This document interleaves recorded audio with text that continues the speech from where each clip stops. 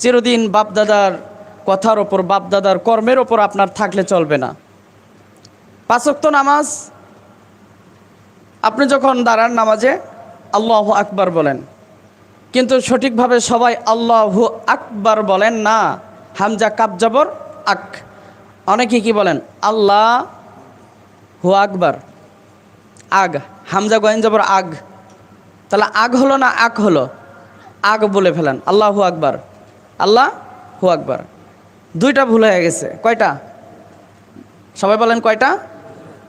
আপনি যে প্রথমে তাকবীর দিলেন, আপনার তাকবীরেতে 2টা ভুল ধরছি আমি। কোনটা? আপনি বলছেন আল্লাহ হু আকবার, আল্লাহ হু আকবার।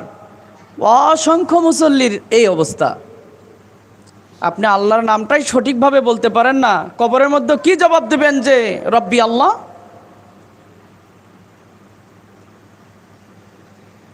আল্লাহ শব্দটাকে পোর করে মোটা করে পড়তে হবে। আল্লাহ কি হবে বলেন? সবাই বলেন আল্লাহ। আবার বলেন। আল্লাহর নাম বলতে কি লজ্জা লাগে? তাহলে বলেন আল্লাহ।